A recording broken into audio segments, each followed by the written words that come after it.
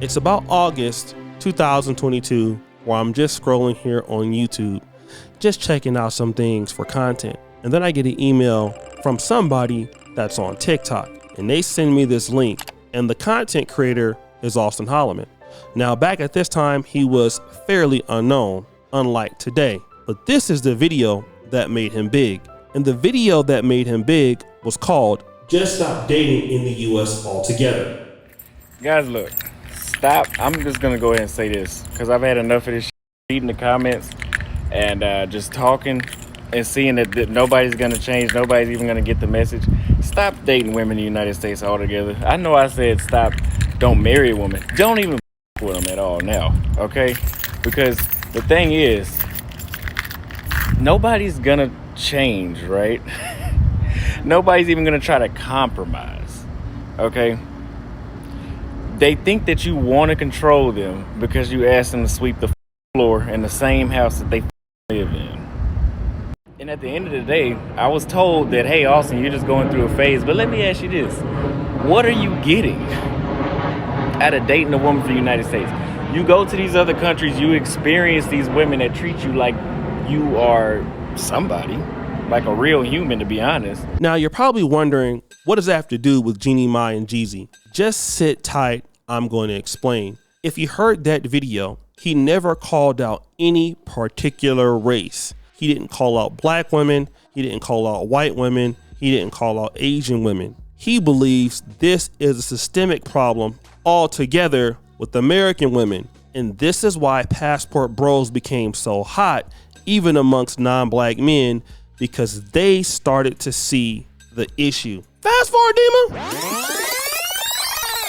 Now, I want to kind of get into this whole idea of black men and interracial dating. And that is something that we have seen throughout the country a lot, especially in the last 20 years. And there are some myths in the game that cannot be denied. And one of the myths is that black men and Asian women are a perfect match. For the most part, Asian women are very feminine and submissive, and black men tend to be more dominant and masculine, and they make a good couple when you combine both. That's kind of how black men have looked at Asian women, even in the United States. They are going to be, on average, more submissive than white women or even black women.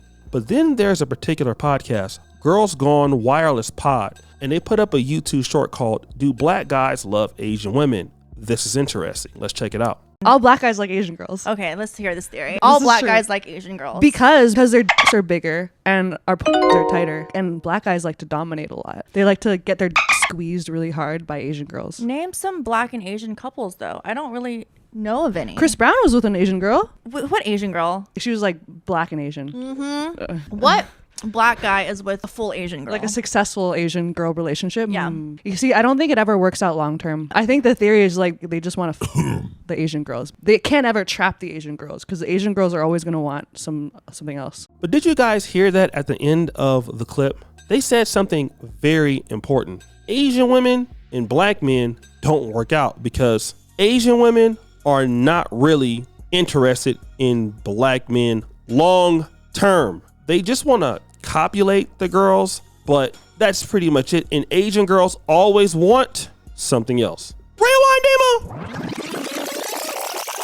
That takes us to Jeannie Mai. Now, Jeannie Mai is a TV show host. She's in the entertainment industry. And for those of you who know Jeannie Mai, she was married previously to a white man. I believe it's Fred Hartise is his name. And again, there was a very controversial clip on The Real that she talked about that while she's married and she likes black men, she likes her dark meat on the side. And she had to actually end up apologizing for that. So we all know, and just like Freddie has a preference, I have a preference. We to both it. married each other out of pure love. Like he likes white women, blonde hair, blue eyes. And you like black rappers. I like a good brother. I do. I think they're cute. Yeah. Okay. So when I said on this show that somebody said white meat somewhere, and I was like, yeah, I like white meat, but I like my dark meat on the side. Yeah, you right? did. Remember that. Yes, you did. Despite that controversy, Jeezy married her anyway. He was so happy that she was going to be his bride that Jeezy made this video. I had some friends tell me, yeah, man, like that's going to be the moment. And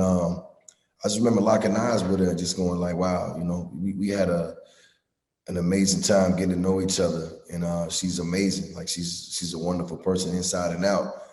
And I was like, you know, wow, like, you know, when we first started dating, I knew this would happen, and I didn't know you was gonna look this beautiful. And you know, it was just a real moment being in front of fans. I mean, with friends and family, close friends, and just seeing my dad happy, and just knowing that, you know, my sister and her parents was there, and her close friends, my close friends, and them actually seeing, you know, us just taking this next chapter and writing this amazing book. So yeah, I was seeing her walk down that aisle was a real thing. But again, I want to go back to Asian women being feminine. And again, what a lot of black men don't understand is that just because Asian women are Asian and they're growing up in America and they might be different from black women, it doesn't mean that they're feminine. And here's an example of what I'm talking about. Pretty much every time I met a black man, he thought it would be a flex to say something like, yeah, I like my women foreign. I like my women exotic. And I don't know why they decided to say that to me, if they thought it would make me feel good or something, but for me, it's always a red flag.